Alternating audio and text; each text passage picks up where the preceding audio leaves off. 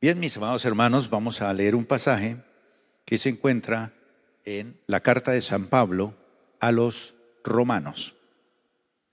Esta carta de Pablo es prácticamente como su tesis de grado. Y esta carta registra como centro el mensaje acerca de la justicia de Dios aplicada a nosotros, que no lo merecíamos y que fuimos alcanzados por esa justicia. Nosotros aquí en la iglesia hemos definido qué es lo que queremos ser. Y una de las cosas que nosotros queremos ser es marcar la diferencia en medio de la sociedad, inclusive cambiar la cultura de nuestra nación a través de una vida que marca la diferencia. Y es que nosotros hemos sido marcados por la diferencia. ¿Por qué somos diferentes? ¿Y para qué somos diferentes? Y yo quisiera en esta mañana introducir el tema haciendo dos preguntas. La primera es: ¿cómo se ve usted a sí mismo? ¿Cómo se ve a sí mismo? Y la segunda pregunta sería: ¿y cómo lo ve a usted Dios? Porque a veces uno se ve pequeñito, insignificante, cuando realmente Dios lo ha hecho grande y diferente. Pero hay otros que se creen muy grandes cuando realmente son muy pequeños. Entonces es muy relativo esto. Pero bien, leamos lo que dice la palabra del Señor, porque el tema que quiero tratar hoy es marcados por la diferencia. Somos diferentes, somos exclusivos. Nadie en el mundo es igual a usted.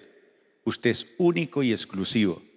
Y ha sido creado por Dios, y ahora que estamos en los caminos del Señor, usted es una persona que ha sido marcada por la diferencia. Todos los seres humanos aparentemente somos iguales, pero hay algo que marca la diferencia entre unos y otros, y es el hecho de abrir el corazón y decirle a Jesús: yo quiero que tú seas el Señor de mi vida. Hay gente que en el trono de su vida ha puesto el trabajo, ha puesto personas, ha puesto cosas, ha puesto actividades como lo más importante de su vida. Inclusive colocan la familia o se colocan ellos mismos. Y todo su esfuerzo está en colocar eso allí y luchar por eso.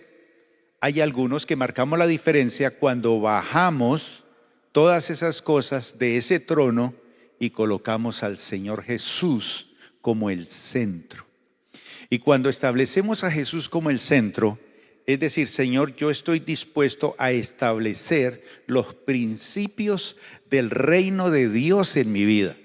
Entonces es ahí donde yo tengo que hacer un alto, parar y decir: he manejado mi economía así, he manejado mi vida sexual asá, he manejado mis negocios así, he manejado mi hogar, he manejado esto así.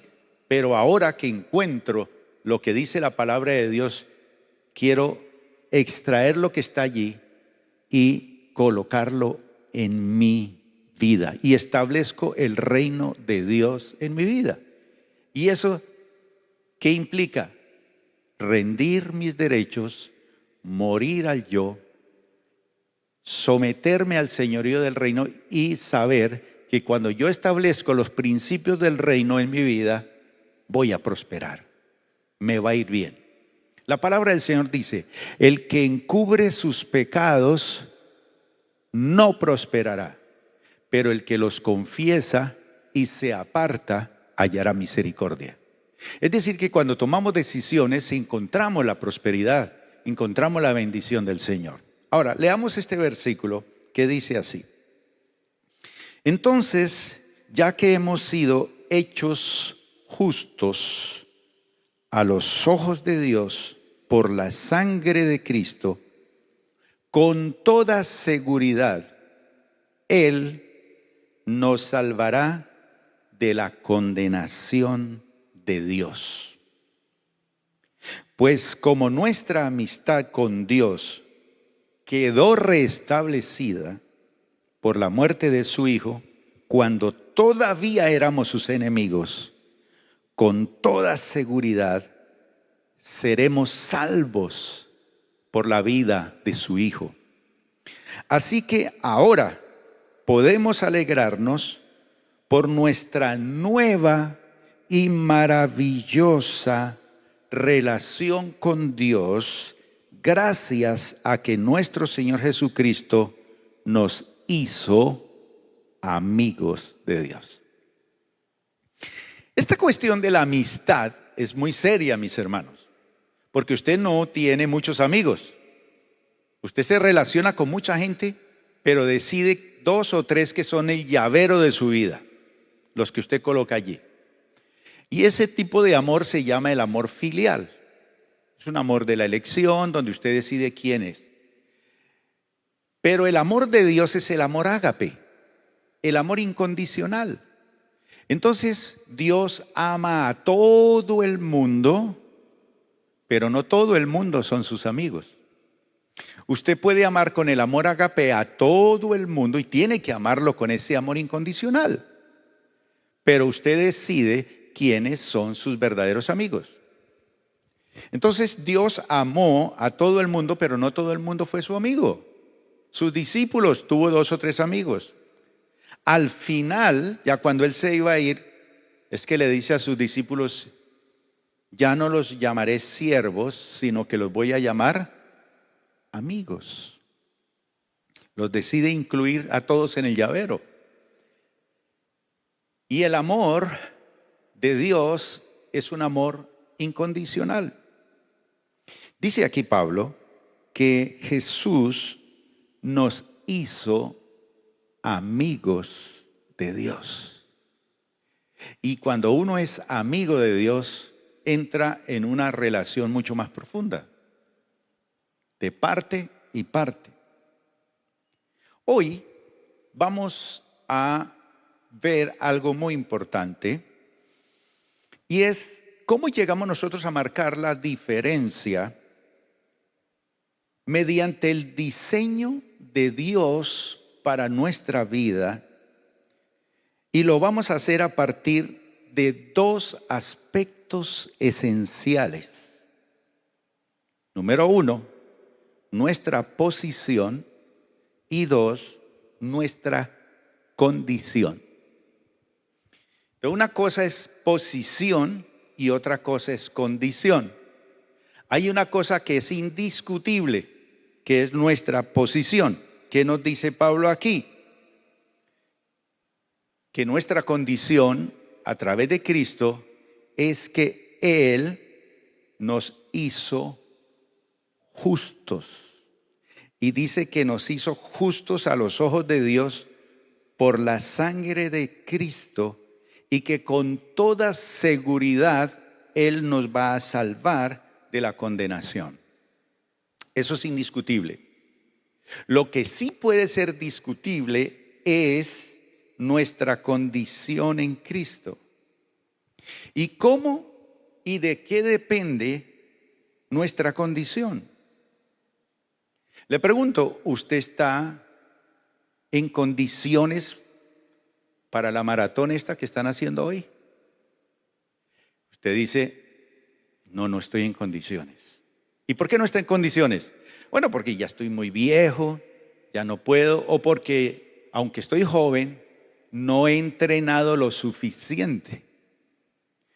¿Quiere usted ser cantante? ¿Tiene condiciones para cantar? ¿Quiere usted ser músico? ¿Tiene condiciones para ser músico? Para ser músico requiere estar en condiciones. Ahora pregunto, ¿usted está en buenas condiciones como cristiano? Hay cristianos en muy malas condiciones. Ahora, ¿cuál es el nivel de competencia que debemos tener nosotros según la palabra del Señor? Fíjese que a través de las Escrituras encontramos en este pasaje y en muchos pasajes más que Dios nos ve de una manera diferente. a lo que nosotros nos vemos, y por eso es que muchas veces no valoramos ni tomamos decisiones de consagrar y de comprometernos más con el Señor. Según las Escrituras, Dios nos ve y nos acepta o nos ha aceptado en su Hijo Jesús. Pregunto, ¿usted acepta que todo el mundo entre a su casa? ¿Que todo el mundo entre en su familia? ¿Que todo el mundo entre en su llavero? Son muy pocos. Usted no le abre la puerta a todo el mundo. Cuando no conocíamos al Señor, abrimos puertas y entraron demonios y muchas cosas a nuestra vida. Y tuvimos que cerrar puertas y tomar decisiones. Pero Dios nos ve y nos acepta a través de su Hijo. Entonces Él nos esconde. Por eso Pablo dice que estamos escondidos detrás del Señor. Entonces cuando Él nos ve a nosotros, nos ve a través de Jesús. Y Dios ama a su Hijo. Cuando Él estuvo aquí lo dijo: en Él tengo toda mi complacencia. Él es mi Hijo amado. A Él oíd. Escúchenlo a Él. Ahora nosotros, al haber recibido a Jesús, estamos escondidos detrás de Él y somos vistos y aceptados a través de Jesús. Pero ese es el punto inicial. Luego viene entonces nuestra condición. Empieza a trabajar en mejorar nuestra condición física, espiritual, emocional, mental, ¿por medio de quién? Por medio del Espíritu Santo. Pero ahí es donde usted tiene que permitir que el Espíritu Santo haga la obra, porque usted no solamente tiene que pedir que el Señor lo cambie y lo quite, le quite tales cosas, no, usted tiene que ponerse en condiciones.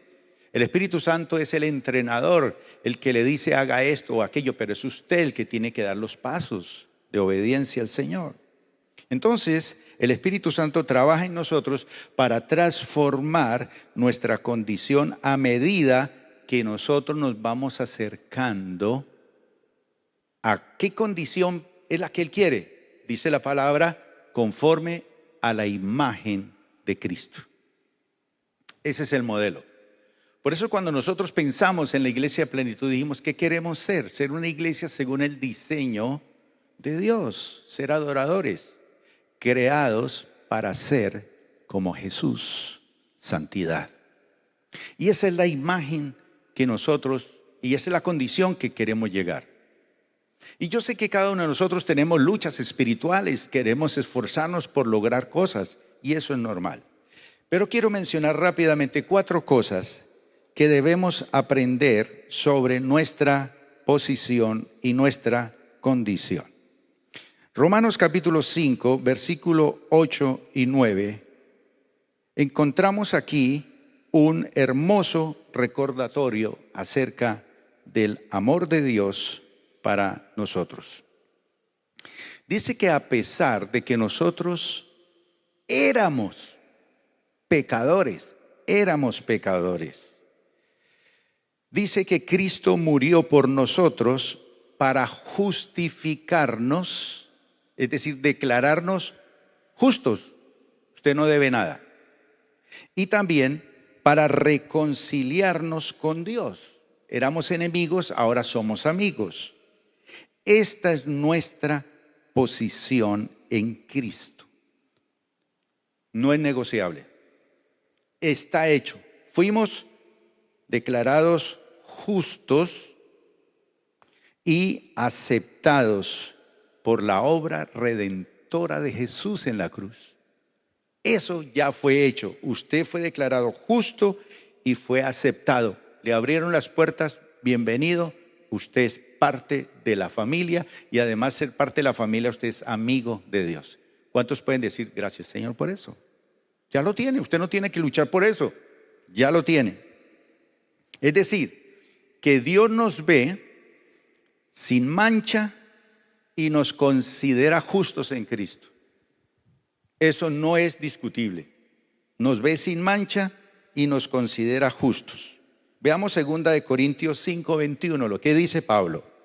Pues Dios hizo que Cristo, quien nunca pecó, fuera la ofrenda por nuestro pecado, para que nosotros pudiéramos estar en una relación correcta con Dios por medio de Cristo.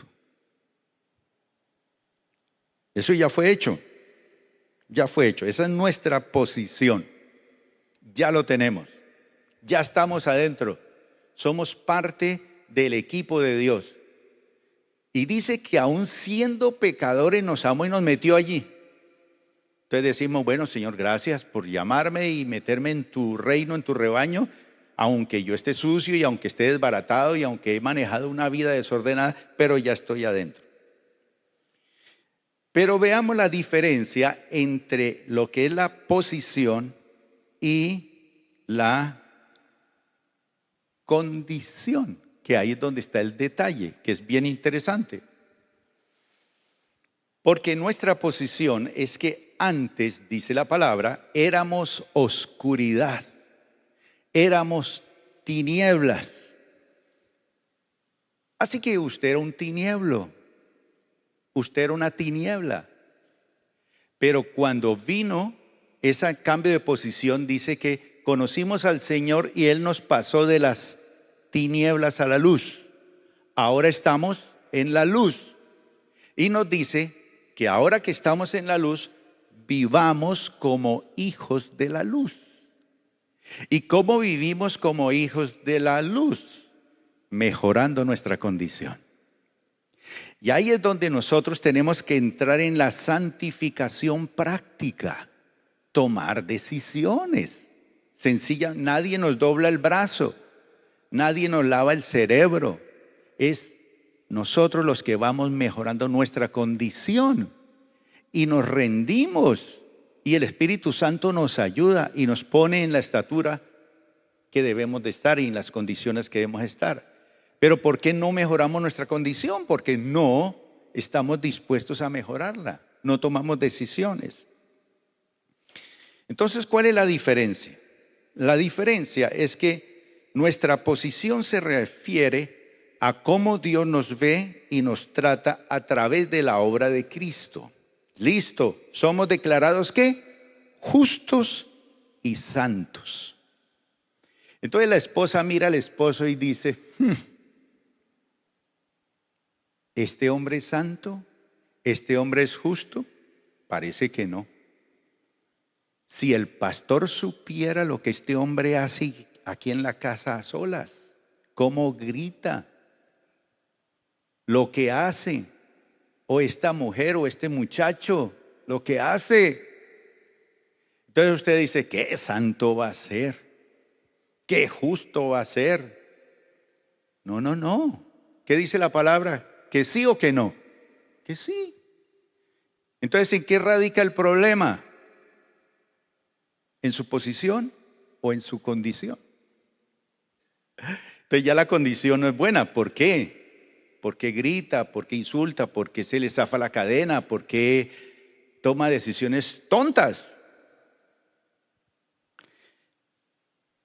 Porque la condición se refiere a nuestra experiencia diaria y nuestra actitud contra el pecado.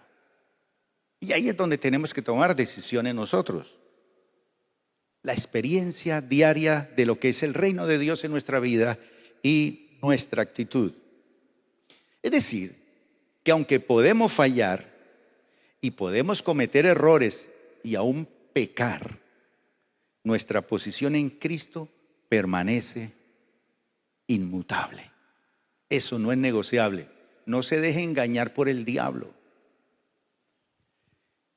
Pero, por el otro lado, nosotros, cuando venimos al Señor y tomamos la decisión de diariamente tomar decisiones con el Señor, que solo usted sabe cuáles son. Yo tengo que dejar esto, rendir aquello. Es nuestra actitud contra el pecado. Cosas, ataduras, ligaduras, lastre, cosas que traemos por herencia, cosas que desde niño hemos venido practicando. Su papá no pudo quitarle eso. Se casó, su mujer tampoco pudo. Y ahora llega a la iglesia y cree que el pastor lo puede hacer menos. ¿Quién lo va a hacer? El Espíritu Santo. Qué lindo es eso. Saber que el Espíritu Santo nos va a poner en la condición correcta. Y aquí viene lo que es clave para que nosotros elevemos nuestra condición. Dice 2 Corintios capítulo número 3, versículo 18, que el Espíritu Santo juega un papel vital en nuestra vida cristiana. Así que todos nosotros, dice Pablo, a quienes nos ha sido quitado, ¿qué? Un velo que no nos permitía ver, ni ver a los demás, ni vernos a nosotros mismos. Dice, a quienes nos ha sido quitado el velo, podemos ver, pero también podemos reflejar, ¿qué? La gloria del Señor. Usted puede ver la gloria del Señor, pero también la puede reflejar como un espejo brillante. Dice el Señor, quien es el Espíritu, nos hace más y más. Nos hace. Eso quiere decir que nos va transformando. Nos hace más y más parecidos. ¿A quién? A Él. El modelo nuestro aquí no es el pastor de la iglesia. El modelo no es un líder o un orientador de la iglesia, ni un profeta, ni un evangelista. ¿Quién es el modelo? Jesús. Él nos hace más y más parecidos a Él a medida que somos transformados,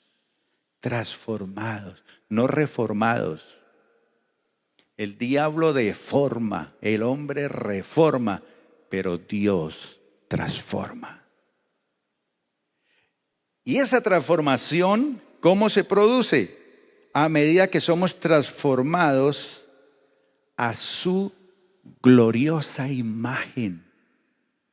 Entonces, cuando una esposa empieza a ver que su esposo empieza a reflejar la gloria del Señor, ella no hace sino honrar al Señor y agradecerle, y orar y respaldarlo, ser ayuda idónea para él. Pero cuando él ve que su esposa también refleja la gloria del Señor, o sus hijos, usted no les niega nada, porque están reflejando la gloria del Señor. Entonces aquí nos enseña que el Señor, que es el Espíritu Santo, dice que nos transforma gradualmente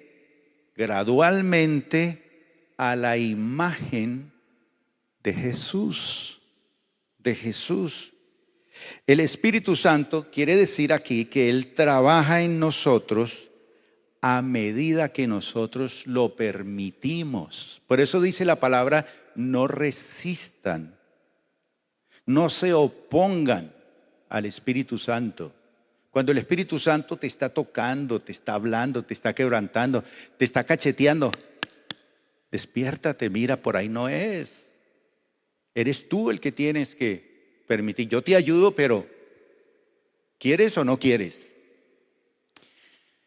Entonces, en la medida que nos rendimos, nuestra condición va mejorando y se va asemejando cada vez más a nuestra posición en Cristo. Entonces, llegamos desbaratados, esa es nuestra condición, pero nuestra posición queda bien. Ahora nuestra condición está mal. De vez en cuando pecamos y hacemos cositas raras por ahí. Permitirle al Espíritu Santo, porque hay que elevar el nivel para que se ajuste a nuestra posición. Esa posición y esa condición tiene que estar en buen nivel. No podemos estar por debajo del nivel que el Señor quiere para nuestras vidas. Y así implica que que nosotros somos llamados a una transformación constante a medida que seguimos a Cristo. Pastor, llevo 20 años. Chévere. Pero algunos no llevan 20 años.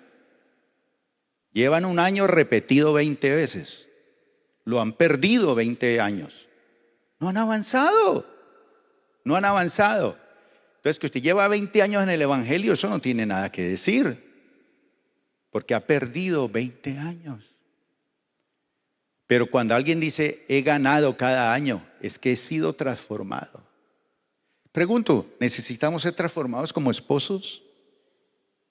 ¿Como esposas? ¿Como administradores? ¿Necesitamos transformación en nuestra forma de hablar, en nuestra forma de pensar, en la forma de manejar nuestro hogar, nuestros asuntos? Ese proceso es en la medida que nosotros seguimos a Jesús y queremos ser como Él. Entonces viene un cuarto elemento que es la importancia del arrepentimiento y la limpieza. Y no quiere decir ese ciclo repetitivo que el que peca y reza empata. No, el mundo se mueve así. Peca, reza, peca, reza, peca y reza. Eso no sirve para nada. Dice la palabra, el que confiesa sus pecados y se aparta de ellos, alcanza la misericordia. Apártese del pecado, apártese de esos resabios que usted tiene, establezca el reino de Dios y entonces viene la prosperidad del Señor en su vida. Así que el Espíritu Santo es el que nos lleva al lugar del arrepentimiento. Es allí donde Él nos lleva para que seamos limpiados y restaurados. Todos necesitamos hacer un alto en algún momento. ¿Por qué llevamos un carro a un taller? Porque está fallando. Pare, algo está fallando. Vamos a revisar. Limpiemos, restaurémonos. Para eso, ¿qué tenemos que hacer? Tenemos que reconocer nuestros pecados y arrepentirnos, es decir, sentir dolor por eso, porque eso no le agrada al Señor. Y entonces empezamos a experimentar la gracia y la renovación de Dios. Pero mientras usted no ceda, la gracia no la va a experimentar, ni la renovación. Sigue perdiendo los años, sigue repitiendo los mismos años, no avanza. Entonces debemos entender que nuestra posición en Cristo es segura y es firme. Dios nos ama y nos acepta tal como somos, pero también desea transformar nuestra vida, nuestra condición, para que cada día se asemeje cada vez más a la imagen de su Hijo. Entonces, hay tres cosas que contribuyen a ser más como Cristo. Porque usted dice, sí, pastor, yo quiero ser como Cristo, pero ¿qué cosas tengo que hacer? Número 1, entrega. Entrega. Suéltese, mi hermano. Ríndase. Entréguese al Señor. En los años por allá, hace 20, 30 años, era muy importante en la iglesia tener las profesiones de fe. ¿Quién quiere entregarse al Señor? Levante la mano. Y la gente levantaba la mano. Pasen al frente. Y se tomaban los nombres. Y se registraba hasta en las carteleras. 20 nuevos, 30 nuevos, 500 nuevos, 500 decisiones por Cristo. Y se creía que la gente se entregaron a Cristo 500. Pero era una oración de fe. De una oración a una entrega es otra cosa. ¿Se ha entregado usted al Señor? 2, nuestra libertad del pecado. Ahí está el pecado. Como Dios le dijo a Caín, el pecado está a la puerta. Es decir, siempre tú vas a querer ser un asesino. pero en ti está el poder para decirle que no. En ti. Eres tú quien decides. ¿Y él decidió qué? Ser asesino.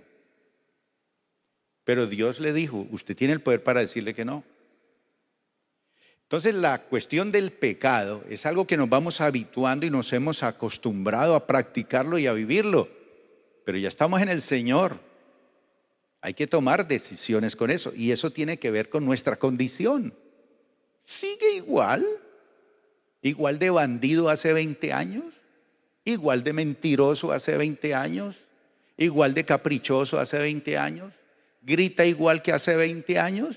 Pero por favor, algo ha pasado en su condición.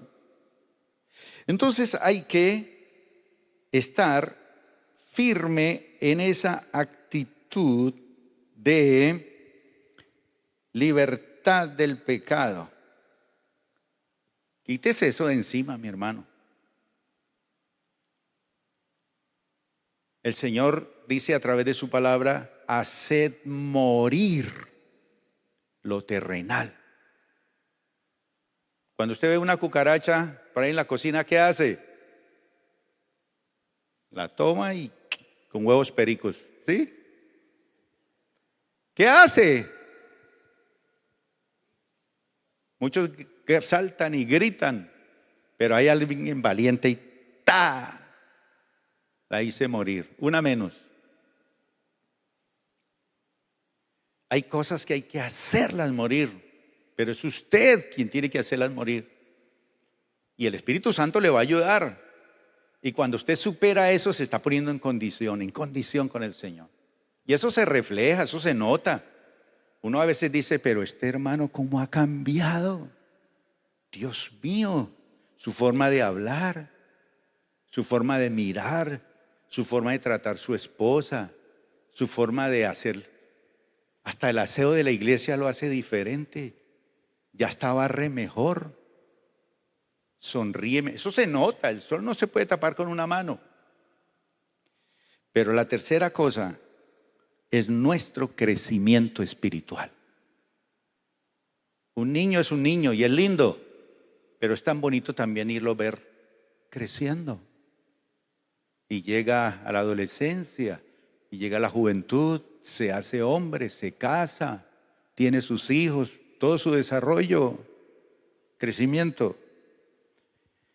Romanos capítulo 12, verso 1 y 2 nos dice cómo ser cada vez más semejantes a Cristo como resultado de nuestra entrega. Mire lo que es entrega. Por lo tanto, amados hermanos, les ruego que entreguen su cuerpo a Dios por todo lo que Él ha hecho a favor de ustedes. ¿Por qué hago lo que hago? Porque amo a Jesús. Así de sencillo. Que sea un sacrificio vivo y santo. Sacrificio. Sí, soy mentiroso, pero ya no más mentiras. La clase de sacrificio que a Él le agrada es que sea un sacrificio vivo. Es decisión de gente viva. No imiten, dice, esta es la verdadera forma de adorarlo. No imiten las conductas ni las costumbres de este mundo.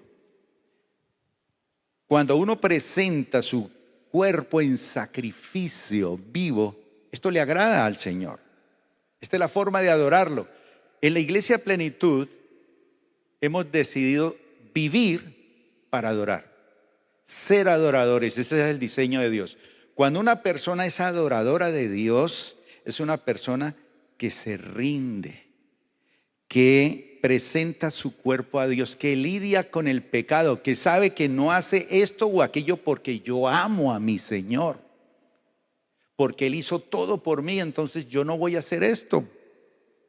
No imiten las costumbres ni las conductas de este mundo, más bien dejen que Dios los transforme en personas nuevas al cambiarles su manera de pensar. Entonces aprenderán a conocer la voluntad de Dios para ustedes, la cual es buena, agradable y perfecta. Un aplauso para el Señor. Jesús llega a una mesa y en esa mesa está sentado un tipazo. Se llama Mateo, cobrador de impuestos. Y Jesús llega a la mesa y le dice: Mateo, sígueme. Y él estaba sentado allí. Y dice que al instante dejó la mesa y dejó todo y le siguió. Eso es entrega, hermano. Dejar. Dejó inmediatamente sus mesas, su dinero, y se rindió totalmente y voluntariamente y todo lo que tenía a fin de seguir al Señor.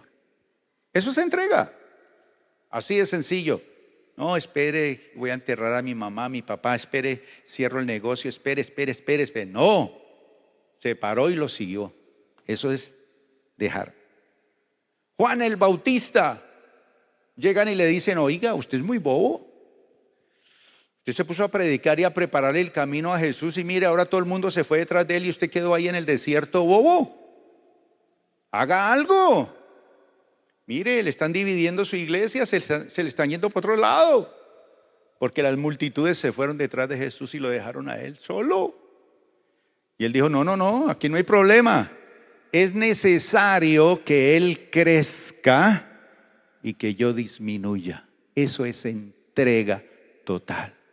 Yo menos, él más. Entonces, si yo prospero económicamente, si yo tengo buena salud, si yo tengo buenas condiciones, ¿se debe a qué? A que todo es para él. La gloria es para él. Soy un buen profesional, ¿por qué? Porque yo necesito que él crezca.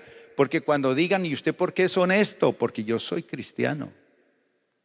¿Y usted por qué no hace esto que hacen los otros? Porque yo soy cristiano. ¿Cómo así? Entonces, chévere.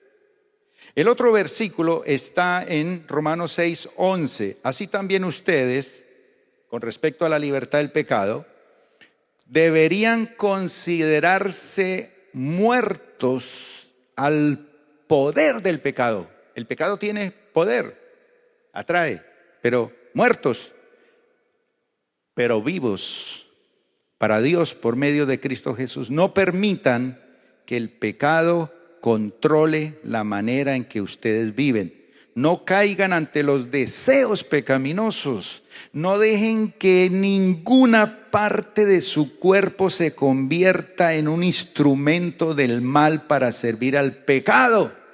En cambio, entréguense completamente a Dios, porque antes estaban muertos, pero ahora tienen una vida nueva. Así que usen todo su cuerpo como un instrumento para hacer lo que es correcto para la gloria de Dios. Eso es el segundo. Para ser semejantes a Cristo, quitémonos el pecado encima, tomemos decisiones. Y termino.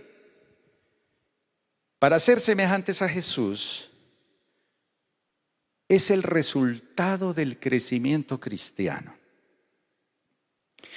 Cuando nosotros somos salvos, llegamos al Señor, niños, jóvenes o viejos, pero cuando llegamos inmaduros, inmaduros en sabiduría, inmaduros en conocimiento, inexpertos en la gracia de Dios, inexpertos en el amor de Dios, pero luego vamos creciendo. Y en cada una de estas cosas, nuestra responsabilidad es llegar a ser cada día más fuertes y más como Jesús. Pongámonos de pie.